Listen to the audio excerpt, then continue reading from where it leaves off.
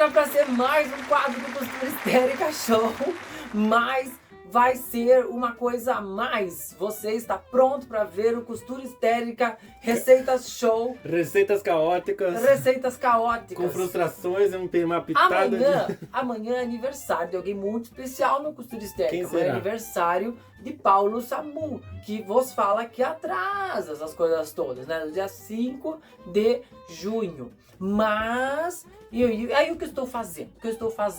Estou fazendo o bolo de aniversário de Paulo.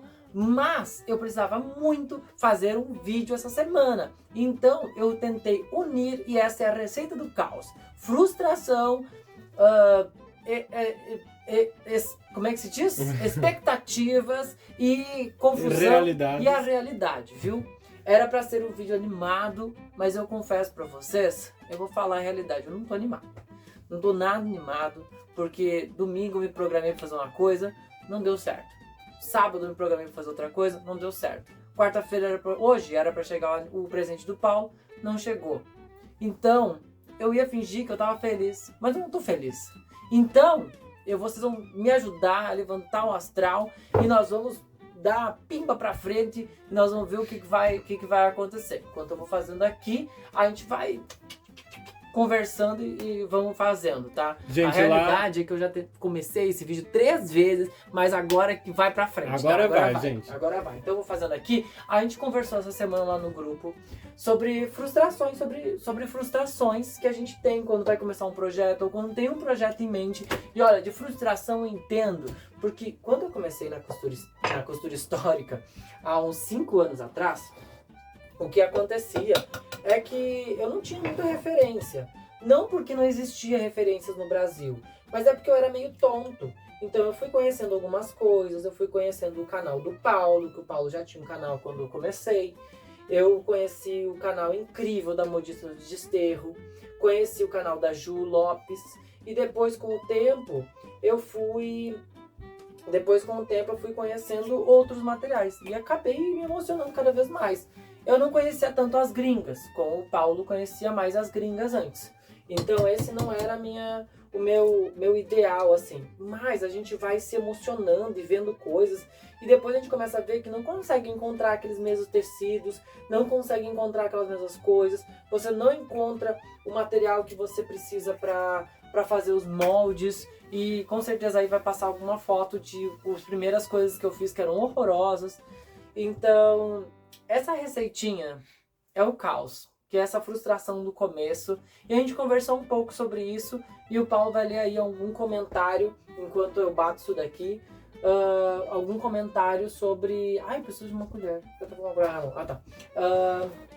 Algum comentário que o pessoal falou lá. Paulo, o que foi hoje à tarde?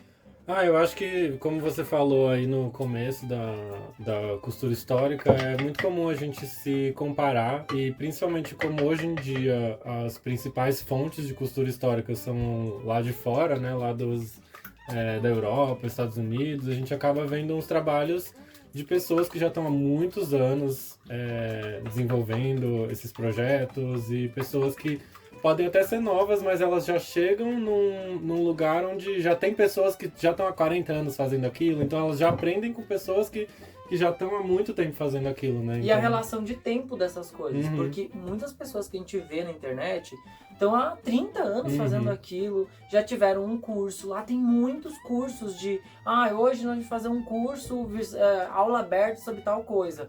E é uma coisa que, por favor, quando você que está passando por um projeto, pense sobre essas coisas. Essa é a sua história, é o seu tempo que você está passando e é uma coisa incrível que você está fazendo. Você está construindo você está construindo o seu começo em uma coisa que tem pouquíssima gente fazendo. Então, bola pra frente, seja costura histórica ou seja costura criativa.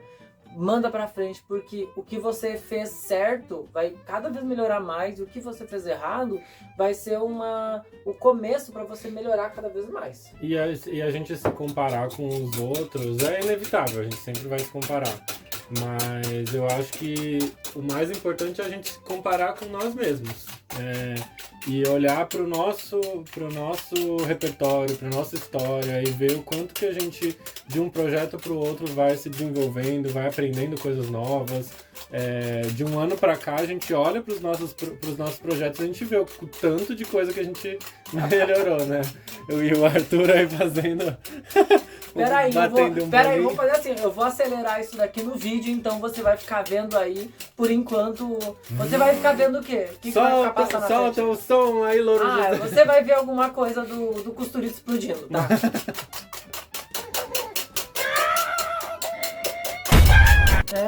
Gata! Veio aí, claras em neve. É isso aí. Nevou, hashtag nevou. Hashtag nevou em Gramado. Enquanto isso, agora sim, agora o Paulo vai ler aí se você ainda não está, agora é o momento de você entrar no grupo do Costura Histérica, onde você conversa sobre costura criativa, sobre tecido, sobre molde, sobre um monte de coisa. E hoje a gente conversou sobre algumas frustrações. Lê aí pra gente, Paulo. Bom, a Juliana Lopes falou que se sente frustrada um pouco com a disponibilidade das lojas. Entendo que existem tendências de estações, mas acho não conseguir encontrar uma cor que na minha visão é básica só porque é um tom outonal e estamos no verão. E já engavetei vários projetos por conta de frustração e não achar que eu sou capaz de fazer. Gente, isso acontece muito com a gente. Eu acho que vocês podem olhar a gente postando os nossos projetos que dão certo e tudo mais, mas tem muita coisa que às vezes a gente acaba nem mostrando pra vocês, ou que a gente se frustra ali no meio do caminho, taca dentro de uma sacola e enfia no Ai, fundo gente, eu vou contar uma história pra vocês. Houve um dia que eu botei na minha cabeça que eu ia pegar todos os retalhos, todos os retalhos de lã que eu tinha. E aí, eu fui cortando, eu cortei, eu passei uma tarde toda cortando os retalhos. E aí, no final das contas, eu pensei assim, eu vou costurar isso aqui e eu vou fazer tipo um quilt. Um quilt não, como é que se diz? Um patchwork. E aí eu comecei a fazer, comecei a organizar e tudo mais. Gente, eu senti tanto ódio, mas tanto ódio daquilo, que eu peguei e meti numa sacola. E o Paulo, não sei o que, eu soquei a sacola e eu proibi que alguém tocasse naquela sacola. Então, essa sacola tá lá guardada até hoje. Inclusive, eu acho que essa sacola eu vou reunir e vou dar lá no coisa, vou dar os retalhos, porque são todos losangos cortados bonitinhos. Se você quer esses losangos, já bota aqui nos comentários que a gente acerta depois. Porque isso é a receita. Uma coisa de loja que me irrita é essas coisas, tipo... agora tem umas lojas de tricoline, só de tricoline. Loja só de tricoline. Essa loja aqui é só de não sei o que. Essa loja é só de não sei o que. E aí eu queria que tivesse tudo numa loja só. Claro, é que vocês vivem em cidades incríveis, maravilhosas. Mas a gente aqui mais no interior é um pouco mais complicado. Como é que é pra vocês no interior comprar tecido? Tem muita gente que compra pela internet, mas a gente recebeu muita mensagem sobre isso. Tem, inclusive, lojas de tecido, pode aí patrocinar o canal, né? A gente fala muito bem sobre tecidos ótimos, né? A Catarina, ainda falando em tecidos, a Catarina falou, todos os dias eu fico todos os dias, olha, todos os dias não tem um dia que ela não remoe. Ela acorda remoída. O fato de que aqui no Brasil não temos acesso à mesma gama e variedade de tecidos que o pessoal lá de fora tem. Tipo, mais variedade de padronagem em brocados. Isso é muito verdade. E o acesso a tecidos que são considerados de luxo aqui, né? Lá é muito mais tranquilo. Você comprar uma seda lá é muito mais barato. A gente tem noção de coisas, inclusive isso foi o motivo pelo qual eu pensei em fazer esse vídeo, porque a gente estava acompanhando um pouco de Bridgerton e tudo mais, e todas aquelas coisas incríveis, e de repente eu pensei, gente, olha esses coletes, essas coisas incríveis, fantásticas. E aí foi mais uma frustração que eu tive. Por quê? Porque eu queria fazer um colete incrível pro Paulo, e não tem tecidos. Não é que não tem tecidos. Eu queria um tecido, tipo, sabe quando você quer uma coisa super, super especial?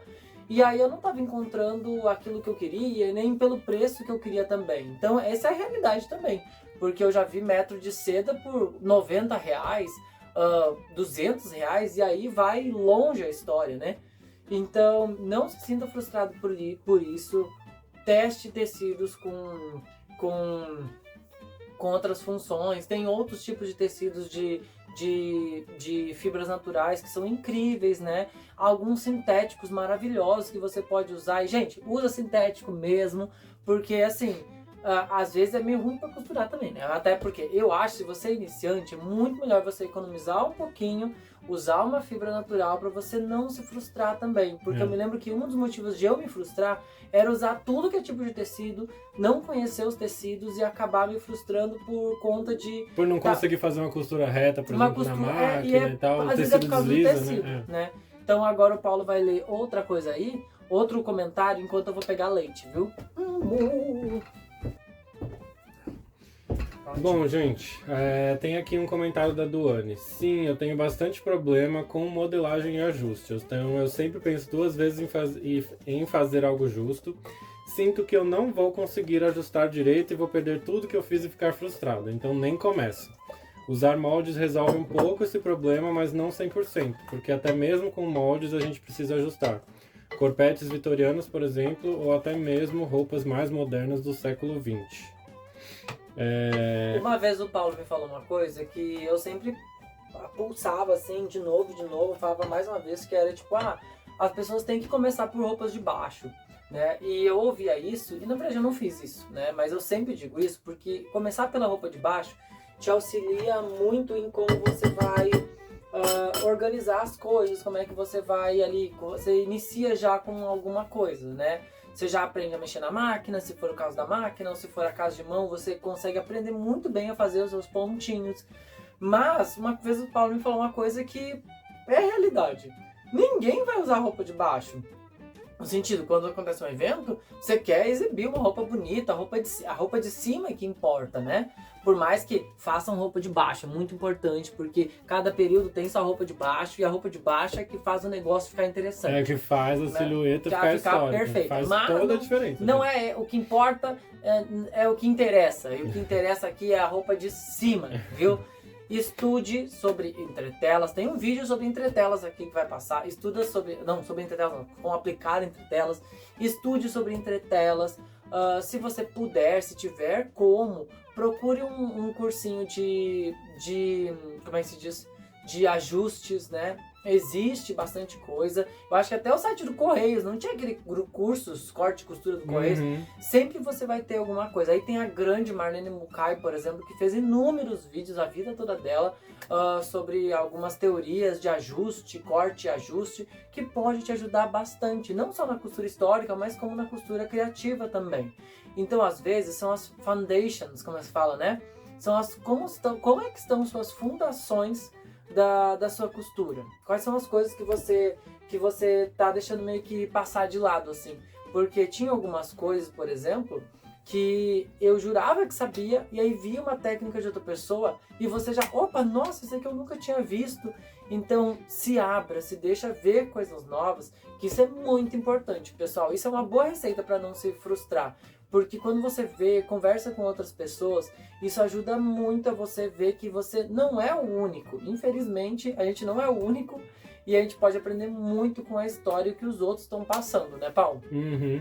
Falando na história que as pessoas estão passando, vou ler mais um comentário aqui da Luana, que é uma costureira talentosíssima, que ela tá fazendo costura histórica lá no Espírito Santo. A gente tem Hysterickers no Brasil inteiro, e a gente acha isso incrível, porque a forma que a gente achou de unir todo mundo foi através dessa comunidade no Costura Histérica. Então a gente está muito feliz que vocês estão brotando aí de onde vocês estão falando, dos 4 cantos do Brasil, pra gente se unir aqui nessa maluquice que a gente criou, né? Então, a Luana falou aqui: tenho me deparado com isso.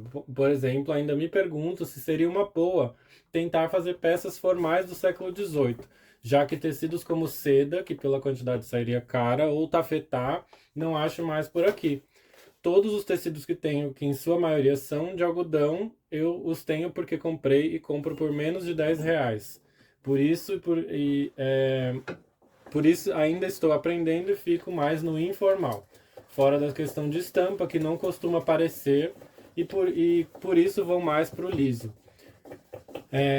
Essa questão também é uma questão. A gente tá falando, né, de morar no interior e ter o acesso mais limitado a tipos de tecido e às vezes até pela internet acaba sendo caro, né? Dependendo de onde a gente mora, o frete é alto, então acaba não valendo a pena e aí a gente faz com que a gente tenha acesso. E aqui, por exemplo, onde a gente mora tem duas lojas de tecido, não são nem lojas de tecido, são dois São armarinhos 2 armarinhos diferentes. que tem, dois que tem armazéns. alguns tecidos ali à disposição. Tem um deles que tem até uma boa cartela de tecidos, assim, uma boa disponibilidade de tecidos diferentes até. Mas para alguém que, como eu, veio de São Paulo e tinha acesso a uma 25 de março e um Brás, que tem, tipo, as maiores lojas de tecido do Brasil, né? É bem diferente, assim. A gente, às vezes, pega um tecido lá que tá no final do rolo e aí só tem aquele restinho e aí já era.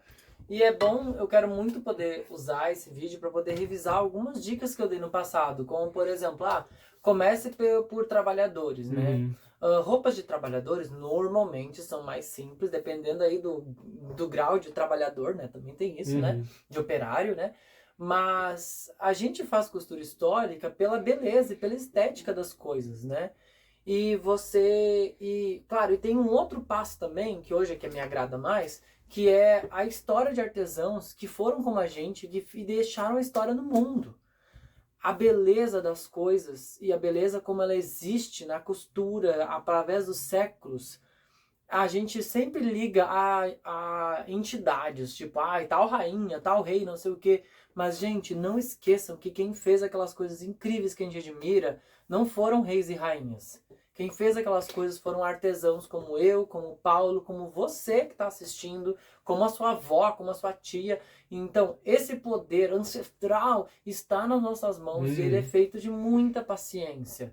E paciência é o que liga a gente à história das coisas como elas são. Então, eu acho muito interessante a gente ir as coisas pelos poucos. E, claro, bate essa coisa. Mas eu não quero fazer coisa de trabalhador, já sou fudido aqui hoje em dia. Vou fazer coisa de trabalhador. Eu sei, é muito chato. Mas, por favor, eu te faço um pedido muito importante.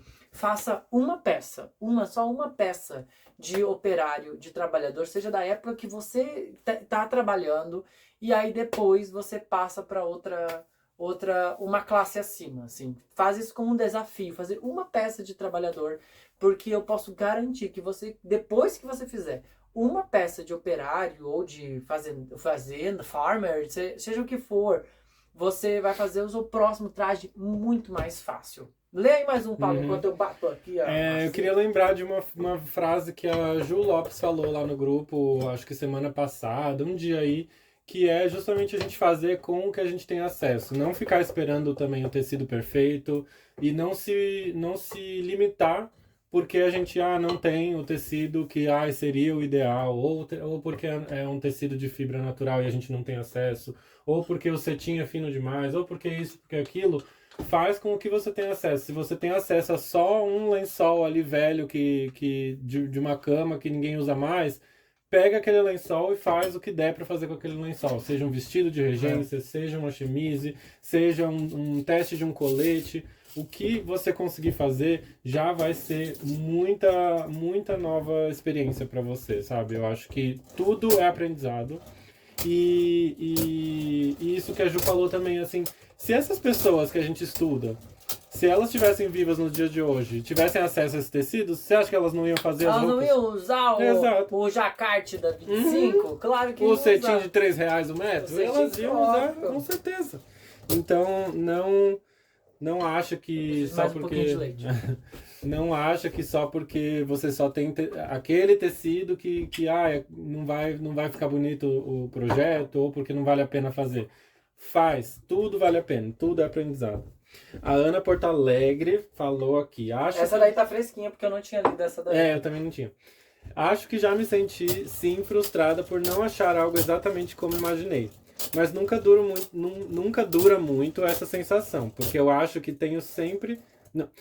Nossa, eu tô péssimo hoje. Eu tô parecendo a povo lá do Big Brother lendo.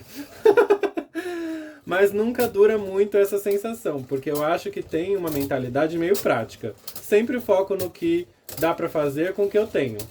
Acho que o único que sinto frustração é com aquele tecido que é listrado e com florzinhas. Tem uns lindos, mas os que eu encontro nunca são tão bonitos ou acessíveis.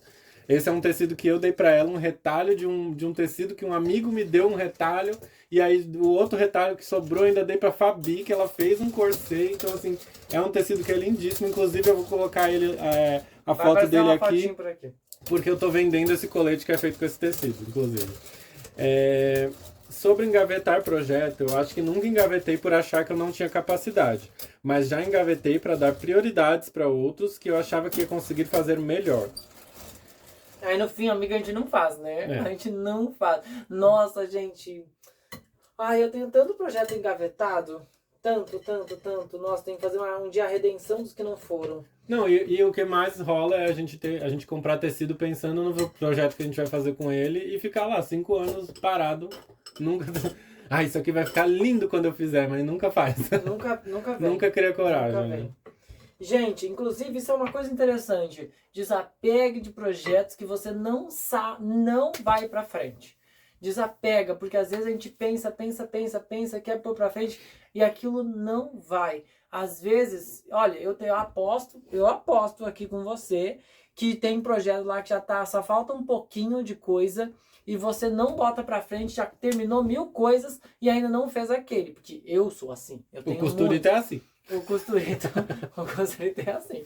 Então você desapegue de coisas que trazem dor pra você. Porque se um projeto já tá ali quase naquele finalzinho e não vai acontecer nada, você não vai conseguir pôr pra frente, desapega, faça isso por você. Uhum. A costura é algo de alegria, de liberdade pra gente, não pra aprisionar a gente em frustração, em medo. Faça com o que você pode, não deixe de fazer só porque não tem um tecido correto, faça, pratique. E eu tenho certeza que não importa o tecido que seja, você vai encontrar uma referência no Pinterest que para você conseguir assim, ó, lacrar com aquilo lá. Porque olha, já fiz isso muito, viu? Fiz um negócio ali, depois me matava. Era mais custoso procurar uma referência que fosse parecido com aquilo que eu fiz errado do que...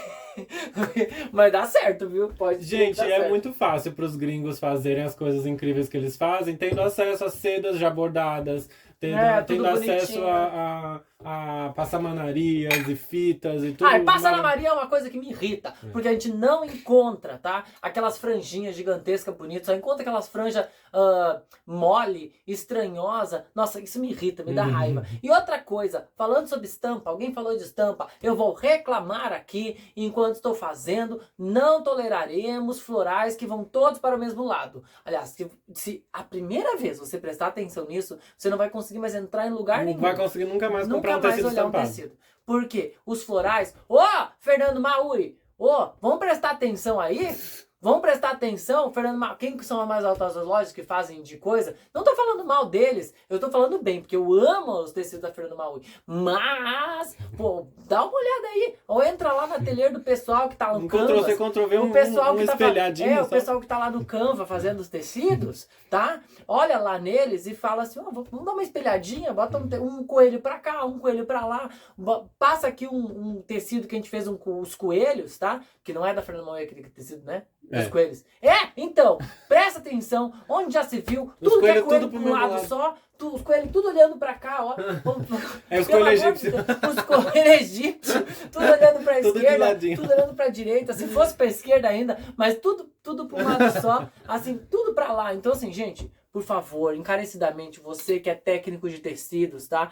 Vou fermentar isso em você, essa ideia de você botar coisa pra cá e coisa pra cá. Tá bom? Bota pros dois lados, porque daí quem faz as coisas não precisa ficar espelhando as coisas. É isso aí, já. Eu queria, antes da gente finalizar o vídeo, eu queria dar mais uma propaganda do nosso grupo no WhatsApp, que é muito incrível e tem pessoas lá, não só de todo o Brasil, mas pessoas que falam português e estão em outros lugares do mundo. Por exemplo, a Stephanie, ela estava hoje lá no Victoria and Albert Museum e ela mandou fotos incríveis de peças, de roupas que estão estão lá no museu e que a gente não teria acesso assim tão de perto se não fossem essas pessoas. Então, olha, se você não está no grupo do WhatsApp do Costura Histérica, você está perdendo conteúdos incríveis. Incríveis, maravilhosos.